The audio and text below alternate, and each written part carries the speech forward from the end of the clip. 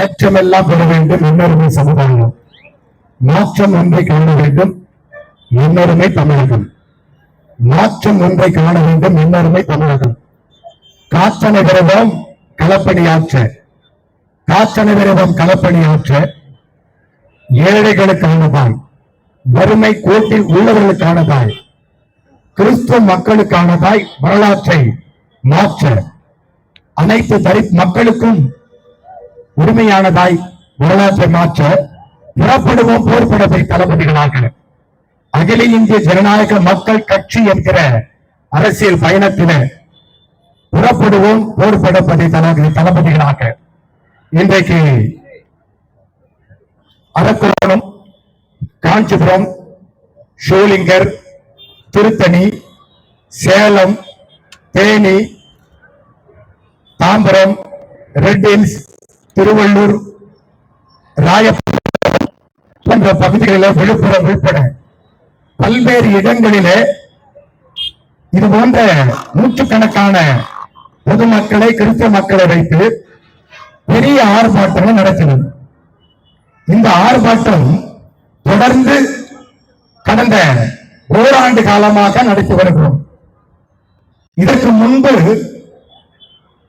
பெரிய மாநாடுகள் மதுரையில, தேனியில, காஞ்சிபுரத்தில, தற்போது அரக்கோணத்தில 10,000க்கும் 30,000க்கும் மேற்பட்ட பொதுமக்கள் கூடியிருக்கிறார்கள். மிகப்பெரிய மாநாடுகள் நடத்திருக்கிறோம். அது மட்டுமல்ல, கண்டன ஆர்ப்பாட்டங்களை புனல் என்ற இடத்திலேயும் மற்றும் பல்வேறு இடங்களிலேயும் தமிழகம் முழுவதும் நடத்தினோம். எதற்காக என்றால், முதல் அகில இந்திய கிறிஸ்தவ மக்கள் கட்சி கிறிஸ்தவர்களுக்கென்று ஒரு கட்சி தேவை என்பது ஆரம்பிக்கப்பட்டது. அகில இந்திய கிறிஸ்தவ மக்கள் கட்சி உருவாக்கியது ஐசக் ஐயாதா. நமக்கெல்லாம் ஒரு கட்சி தேவை என்கிற உணர்வை ஊட்டின. நாம எல்லாம் ஜெபித்துக் கொண்டிருக்கிறோம். இவங்க ஜபம் பண்ணத்தான் லாக்கி, அதே தான் சொல்லுவாங்க, ஜபம் தான் பண்ணுவாங்க என்று நம்ம எல்லாம் ஒதுக்கி வைத்திருந்த காலங்களை மாற்றி உரிமைக்காக குரல் கொடுக்கிற ஒரு இயக்கமாக, அரசியல் கட்சியாக மாற்றப்பட்டு தமிழகம் முழுவதும் வளர்ந்தது. ஆனால் கன்னியாஸ்திரிகள் கற்பழிக்கப்பட்ட போது கத்தோலிக்க கிறிஸ்தவம் கூட இறங்கி போராடவில்லை. ஆனால் அகில இந்திய கிறிஸ்தவ மக்கள் கட்சி அவர்களுக்காக ரோடுவோடாக, வீதி வீதியாக போராடினது. இந்த கன்னியாஸ்திரியை கற்பழிக்கப்பட்ட போது இந்திய தேசியத்தில் ஆண்டு கொண்டிருந்தது இந்திய தேசிய காங்கிரஸ். அப்போது கன்னியாஸ்திரிகள் கற்பழிக்கப்பட்ட போது நாங்கள் ஊரெல்லாம் போராடினோம். அதன் பிறகு சபைகள் எல்லாம் போராடியது. ஆனால் எந்த நடவடிக்கை தேசிய காங்கிரஸ், இந்திய தேசிய காங்கிரஸ் நடவடிக்கை எடுத்தது? சோனியா காந்தி தலைமையில் இருந்த அந்த தேசிய காங்கிரஸ் என்ன நடவடிக்கை எடுப்பது என்றால் ஒன்றுமில்லை, ஜீரோ.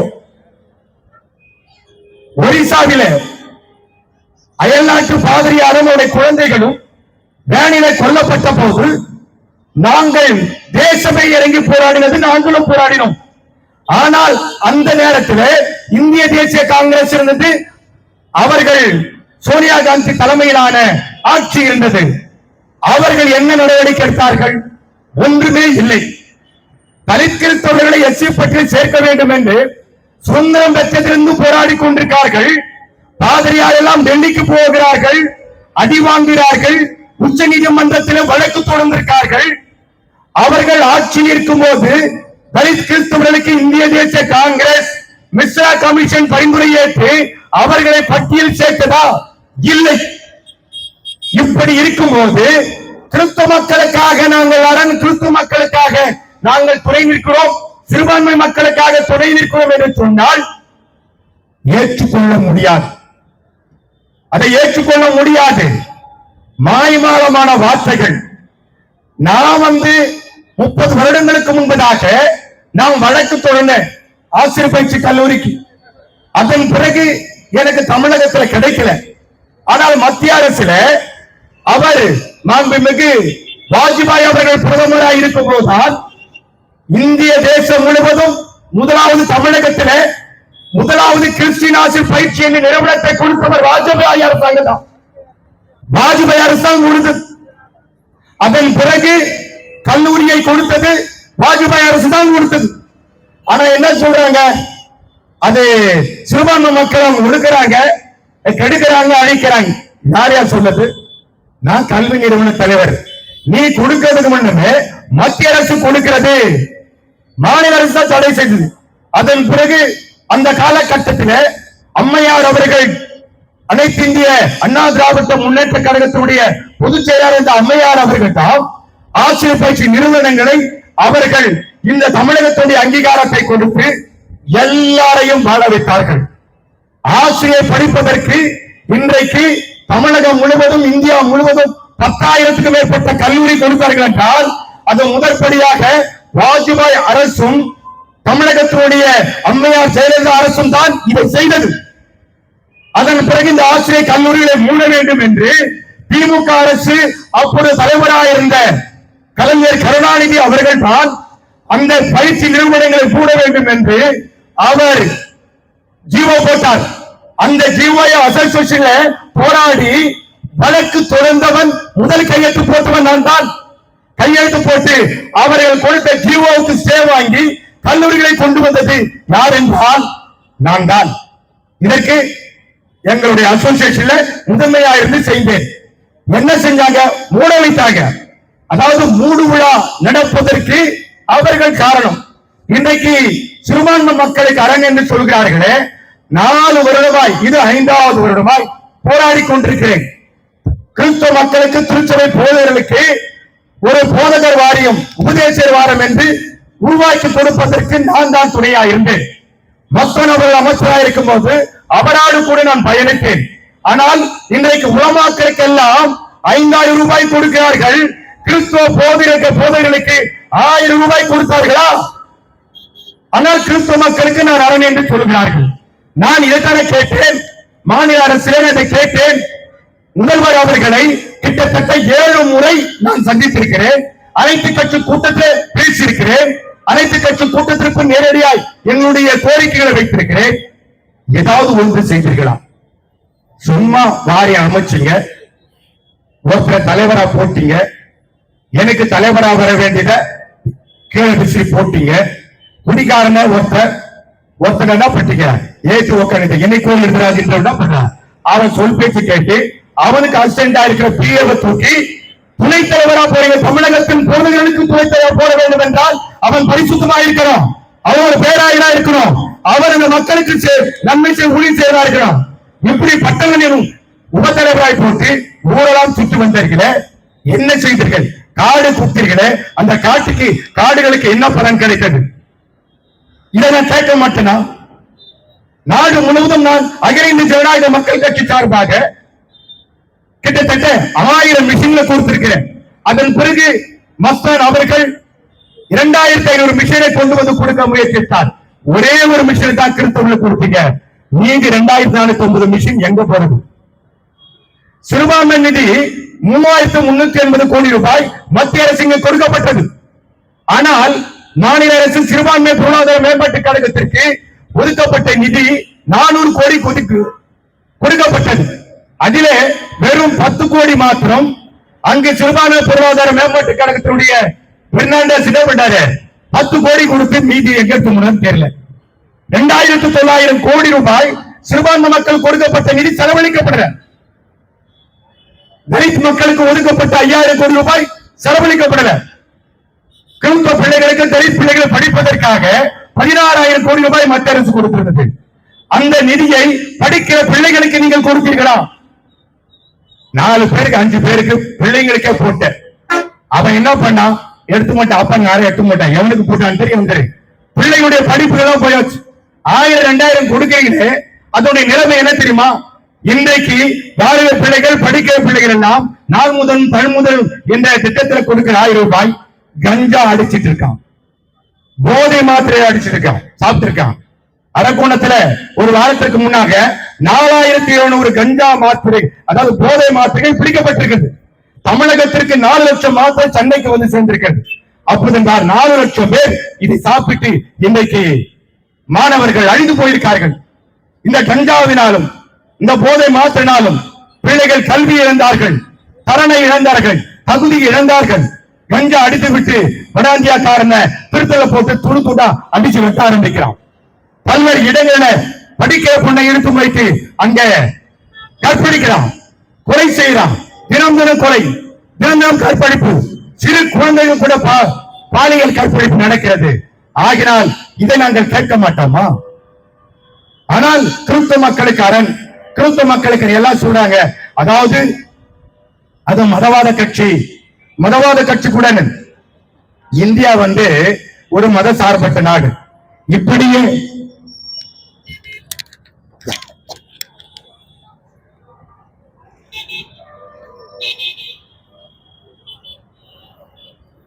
இப்படியே இந்த மதத்தை தூண்டி தூண்டி தூண்டி இந்து முஸ்லிம் கிறிஸ்தவர்களை வேறுபடுத்தி இன்றைக்கு இந்தியாவையே 3 மதங்களை சேர்ந்தவர்களை வேறுபடுத்தி கலவரம் உருவாகிற நிலைக்கு மாறிவிட்டது.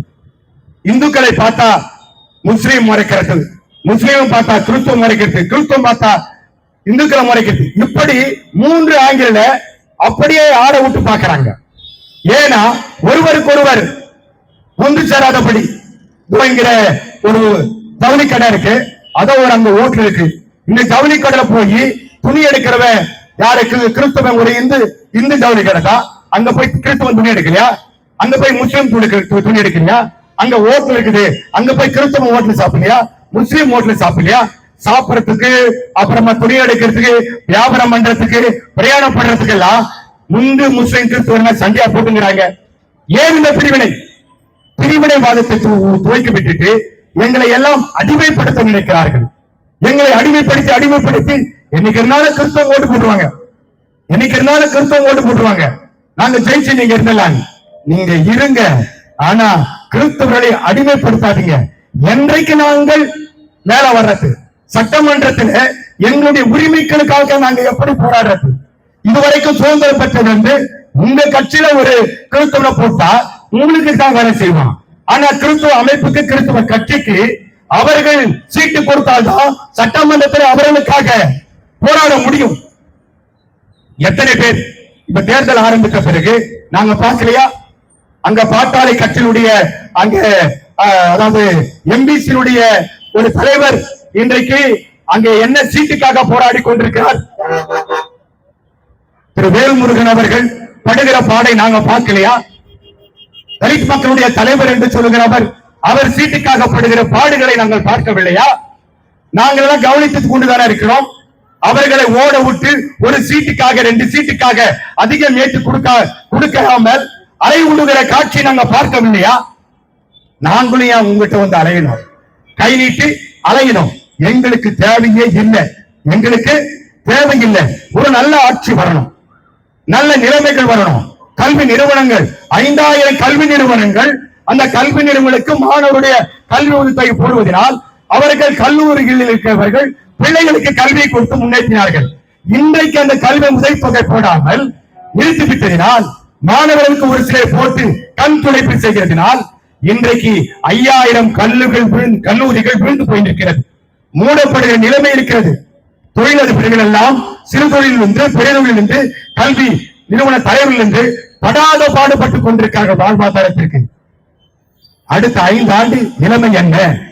அடுத்த 5 ஆண்டு என்ன நிலைமை?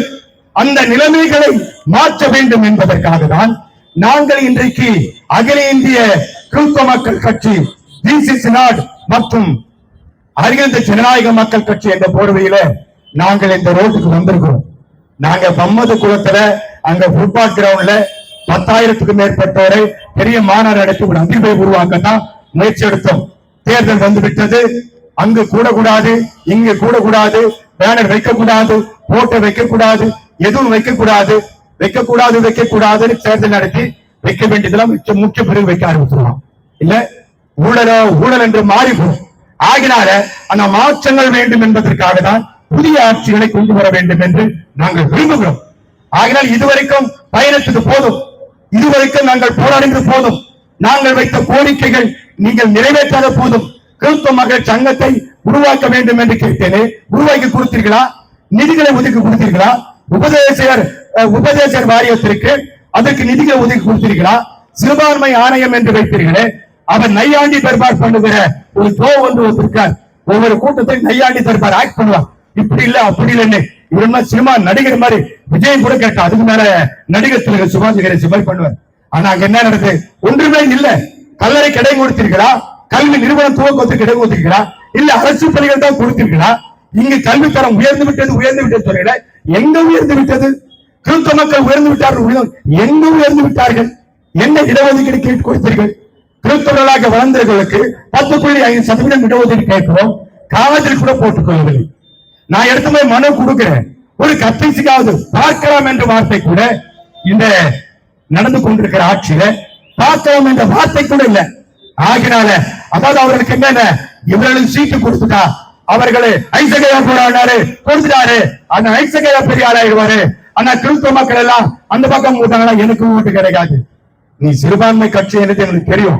ஆனால் சிறுபான்மை மக்கள் நான் பிரிப்பா, நான் சிறுபான்மை மக்களின் பெரும்பான்மை கட்சி, நான் பெரும்பான்மை மக்களை கொண்டிருக்கிற கட்சி. புரிதா உங்களுக்கு? சிறுபான்மை மக்களை வைத்துக் கொண்டிருக்கிற கட்சியாக சிறுபான்மை மக்களில் பெரும்பான்மை மக்களை வைத்துக் கொண்டிருக்கிற கட்சி தான் அகில இந்திய ஜனநாயக மக்கள் கட்சி. தமிழ்நாடு அசைக்கு எடுக்க முடியும். 234 ஒரு அசைக்கிடுவேன். ஏற்கனவே அசைக்கிட்டு தான் வந்த அரக்கோணத்துல கூட்டமே அடங்காம 10,000க்கு மேற்பட்டோம் இல்ல. நான் நினைச்சேன்னா தாவேக்கா விஜய் கூடாண்டீங்கள, அதை விட காட்டு என்னால முடியும். அதனால அது வெறும் கூட்டம் தான், ஆனால் அது விசில் கூட்டம் தான். ஆனால் இங்கு வந்து கூடியிருக்கிற கூட்டம் உண்மையானவர்கள். காரணம் என்ன? எங்களுக்கு உரிமைக்காக நாங்கள் வந்திருக்கிறோம், எங்களுடைய உரிமைக்காக தான் வந்திருக்கிறோம். எங்களுக்கு இடஒதுக்கீடு கொடுக்கணும். கரிக்கேசோட எஸ்ஐபெட்ல சேர்க்கணும் சொன்னீங்களே, அங்கேயும் சேர்க்கல இங்கேயும் சேர்க்கல. ஏன் மாநில அரசு வந்து நீங்க எத்தனையோ சட்டத்தை ஏற்றுறீங்க, சட்டத்துக்கு கையெழுத்து போடல கவர்னர், கோர்ட்டுக்கு போறீங்க, கோர்ட்ல இருந்து போனவருக்கு இப்போ கவர்னர் போகும்போது எல்லாத்தையும் கையெழுத்து போட்டு ஓடினாரு. ஆனா ஏன் தலித் எஸ்ஐபெட்ல சேர்க்கலாம் என்று தமிழகத்துல 110 விதிப்படி ஏன் சட்ட திருத்தம் செய்யக்கூடாது? செய்தாயா? செய்யலையே. ஒரு இடஒதுக்கீடை நீ உருவாக்கி கொடுக்க கூடாதா? 10.5 கேட்கிறேன்னு ரோடு எல்லாம் போறேன்னு காது ஒண்ணு கேட்கலையா? வெள்ளை அடிக்கப்பட்ட சுவர மாதிரி சொலுட்டி காத மாதிரி இருக்கிறியே, நீ ஒரு அரசான் கேட்கிற இல்ல? 10.5% இடஒதுக்கீடு கேட்டுக்கொண்டு எனக்கா கேட்கிறேன்? எனக்கு ஐசக்கையா நீட்டி ₹1 கூட கையை வாங்க மாட்டாருன்னு தமிழகத்துக்கும் தெரியும், இந்தியாவுக்கும் தெரியும். மக்களுக்காக, கிறிஸ்தவ மக்களுக்காக, தலித் மக்களுக்கான இடஒதுக்கீடு, அவர்கள் வாழ்வாதாரத்தை உயர்த்தி கொடுப்பதற்கு அவர் இடஒதுக்கீடு கொடுத்தியா? கொடுக்கலையே. உயர்த்தி கொடுத்தியா? கொடுக்கலையே. அந்த டிஐசி மாவட்ட தொழில் மையத்தின் மூலமா கிறிஸ்தவ மக்களுக்கும் தலித் மக்களுக்கும் மற்ற வேலை வாய்ப்பு கொடுக்கிற மக்களுக்கும் வேலை வாய்ப்புகளுக்கு தொழில் நிறுவனங்களை உருவாக்குவது கடன் கொடுத்தியா? கொடுக்கலையே. எந்த நிறுவனத்துல உங்களுடைய நிதி போச்சு? எந்த ஜனங்களுக்கு அதன் பயன் பெற்றுச்சு? ஒன்னே ஒண்ணு பயன்பெற மகளிர் கொடுத்த. யார் காசு கொடுத்த? தலித் மக்களுடைய நிதியும் சிறுபான்மை மக்கள் நிதி எட்டுமே கொடுத்துட்ட. நாங்க என்ன நினைக்கிறோம்? இந்த மக்களை நடுரோட்ல பரிதாபிக்காம இந்த வார்த்தையை நான் 20 போராட்டங்களிலும் 2 மாநாடுகளிலும் உடைத்து பார்த்தேன், காதில் விடவில்லை. இன்றைக்கு ரோட்டுக்கு வந்திருக்கிறோம். இன்றைக்கு அரசு கொடுத்த இடத்துல நாங்க வந்து நிற்கிறோம். எங்கள் உரிமைக்காக. உங்க அப்பா வீட்டு சொத்தை நான் கேட்கல, உங்க வீட்டு பணத்தை நான் கேட்கல. மக்கள் வரி பணத்தை எடுத்து செலவு செய்கிற நீங்கள் எங்களுக்கு அதை ஏன் திருப்பி கொடுக்கவில்லை? எங்களுக்கு என்று ஒதுக்கப்பட்ட அனுப்பப்பட்ட நிதிகளை ஏன் கொடுக்கவில்லை? ஆகினால 10.5% இடஒதுக்கீடு கிடைத்திருந்தால் கிறிஸ்தவ மக்களுக்கு 214 தொகுதியில 25 கிறிஸ்தவர்களுக்கு எம்எல்ஏ சீட்டு கிடைச்சிருக்கு இல்லையா? 25 கலெக்டர் உருவாயிருப்பான், 1000 தாசில்தார் உருவாயிருப்பான், 1000 எஸ்ஐ உருவாயிருப்பான். இன்றைக்கு எங்க ஜனங்களுக்கு ஒரு இடத்துல வேலை போயில நடுவோக்க நிக்கிறமே, மனசாட்சி இல்லையா? மனசாட்சி இல்லாமல் இருந்தால் எப்படி? போராடத்தான் வந்திருக்கிறோம். நாங்க என்ன கேட்டோம்? எங்களுக்கு சீட்டு கொடு, நோட்டு கொடு கேட்டோம், உரிமையை கேட்டோம், இடஒதுக்கீடை கேட்டோம். பட்டியல உடனே ஒரு சட்டமன்றத்தை வந்துட்டு நாங்க லெட்டர் எழுதுறோம், தலித் லெட்டர் எழுதுறோம். அந்த லெட்டர் வந்து மத்திய அரசு சுருட்டு ஒரு லெட்டர் அங்க போய் போட்டு நினைச்சாங்க, முடிஞ்சு போச்சு. நீ ஏன் சட்டத்தை ஏற்றவில்லை? ஏற்றிருக்கலாம் இல்லையா? உண்மையாகவே ஏற்றிருக்கலாம் இல்லையா? எத்தனை பெந்தோகோஸ்து திருச்சபைகளுக்கு புனரமைப்பு நிதி கொடுத்த? எத்தனை பெந்தோகோஸ்து திருச்சபை சார்ந்தவர்களுக்கு நிலங்கள் இல்லாத பட்டா கொடுத்தியா? பஞ்சப நிலத்துல 12 லட்சம் ஏக்கர்ல 2 லட்சம் ஏக்கர் காணாப்பணமா போகுது. 10 லட்சம் ஏக்கர் எங்கிருந்து தெரியல. 5 லட்சம் ஏக்கர் ஏன் கிறிஸ்தவ மக்களுக்கு டிப்ரெஷன் கொடுத்தன? தலித் மக்களுக்கு 5 லட்சமும் கிறிஸ்தவ மக்களுக்கு 5 லட்சமும் ஏன் கொடுக்கவில்லை? எல்லாம் மற்றவங்க கேட்கிறாங்க, அவங்களுக்கு 1 லட்சம் கூட என்னத்தை கண்டுபிடிக்கவே உன்னால முடியாது. காரணம், உயர் ஜாதியினர் வளர்ந்தவர்கள் அந்த நிலங்களை கைப்பற்றி வச்சிருக்காங்க. 1 சென்ட் கூட கிடையாது. ஆனா 1 சென்ட் நிலத்துக்கு போய் பச்சை கட்டானா முதல்ல இடி, முதல்ல அடி என்று சொல்கிறீர்கள். ஆனால் கடந்த காலங்களை விட அரண்யங்களுக்கு இல்லை, இந்த காலகட்டத்தில் தான் நிறைய ஆலயங்களை இடித்தார்கள். நிறைய கலவரங்களும் நடந்தது. எங்கு நீங்கள் குரல் கொடுத்தீர்கள்? எங்கு எங்களுக்கு பாதுகாப்புடைய சட்டங்களை இயற்றுவீர்கள்? காவல்துறையில பெண்களுக்கு காவல் அதிகாரி போட்டீர்கள், மற்றது எல்லாரும் காவல் அதிகாரி போட்டீர்கள். கிறிஸ்தவ மக்களுக்கு, சிறுபான்மை மக்கள் ஒரு காவல் அதிகாரி போட்டீர்களா? தாக்கப்பட்டது எத்தனை வழக்குகள் என்று கேட்டுக்கொண்டீர்களா? ஆனா ஒன்னா என்ன சொல்றீங்க, நாங்கெல்லாம் போய் பீகார்ல இருக்கிறோம், நாங்கெல்லாம் வந்து அண்ணாட பக்கம் இங்க மகாராஷ்டிரா இருக்கிறோம், தமிழகத்தை தான் இருக்கிறோம்.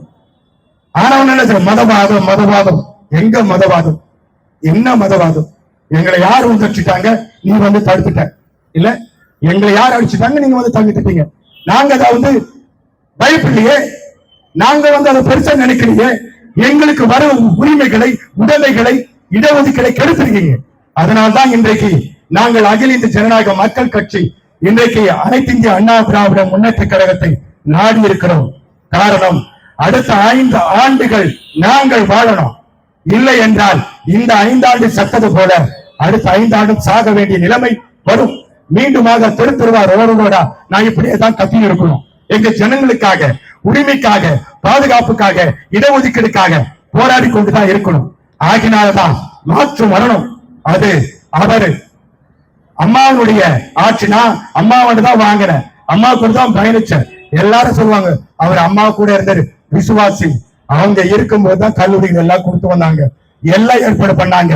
ஆகினால அநேக, நான் மட்டுமில்ல, இன்னைக்கு தமிழகத்தில் இருக்கிற பிஎட் கல்லூரிகள், பெரும்பான்மை கல்லூரிகள், இன்றைக்கு டீச்சர் ட்ரைனிங் கல்லூரிகள், கலை கல்லூரிகள், தொழிற்கல்லூரிகள் எல்லாம் வாங்குறாங்க. இவங்க பேரில் தான் நம்முடைய பொதுச் செயலாளர் அவர் எடப்பாடியார் எதிர்கட்சி தலைவராக அவருடைய பேரில் தான் மருத்துவக் கல்லூரி டிஸ்ட்ரிக்டா வந்தது. மாவட்டம் கள்ளக்குறிச்சி உட்பட பல்வேறு மாவட்டங்களை பிரிச்சு கொடுத்தார்.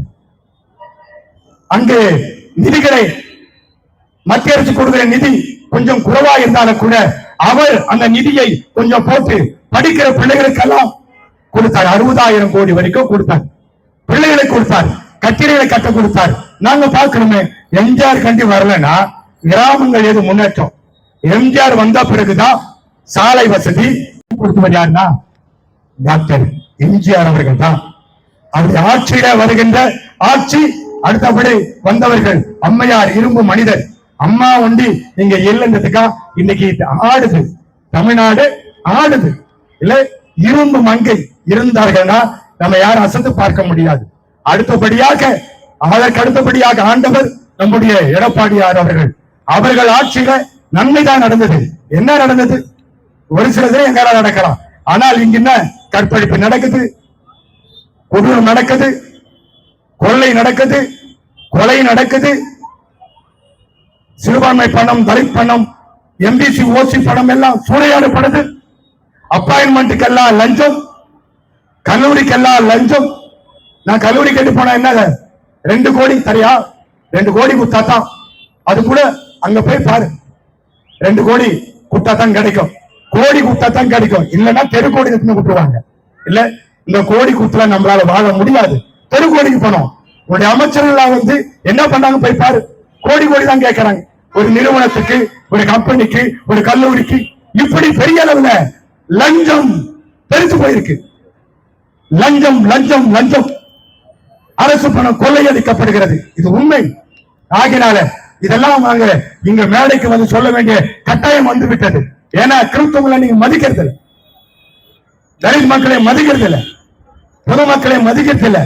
அவன் எம்பிசியும் ஓட விட்டீங்க, தலித் மக்களையும் ஓட விட்டீங்க, கிறிஸ்தவ மக்களுடைய பிரதிநிதிகள் தலைவர் ஓட விட்டீங்க. நீங்க மட்டும் நீ என்னவோ இந்தியாவுக்கு சுதந்திரம் வந்த தியாகி மாதிரி வெள்ளக்காரமா உங்களுக்கு வந்து இந்த தமிழ்நாட்டையே எழுதி குத்துட்டு போன மாதிரி நீங்களே உட்காந்துறீங்க. ஒரு சீட்டு கூட, ஒரே ஒரு பிரதிநிதி கூட உள்ள கொண்டு வர விரும்பல. ஆகினால மாற்ற வேணும், மாற்ற வேணும். எங்களுக்கு இடஒதுக்கீடு கிறிஸ்தவ மக்களுக்கு 10.5 வேணும். தலித் கிறிஸ்தவ பட்டியலில் சேர்க்கணும். தலித் மக்களுக்கு இடஒதுக்கீடு அதிகரிக்கணும். எம்பிசி மக்கள் அனைத்து சமுதாய மக்களுக்கும் கணக்கெடுப்பு நடத்தி அவர்களுக்கு விகிதாச்சாரப்படி இடஒதுக்கீடு கொடுக்க வேண்டும் என்றுதான் நாங்கள் அனைத்து இந்திய அண்ணா திராவிட முன்னேற்ற கழகத்தினுடைய பொதுச் செயலாளர் மாண்புமிகு எடப்பாடியார் அவர்களிடம் இந்த தகவலை தொடுத்திருக்கிறோம். அமைச்சர்களிடம் கொடுத்திருக்கிறோம். எல்லாருக்கும் பேச வச்சிருக்கிறோம். மாற்ற வேணும், மாற்றுவோம், மாற்றத்தை எதிர்பார்ப்போம் என்று கூறிக்கொண்டு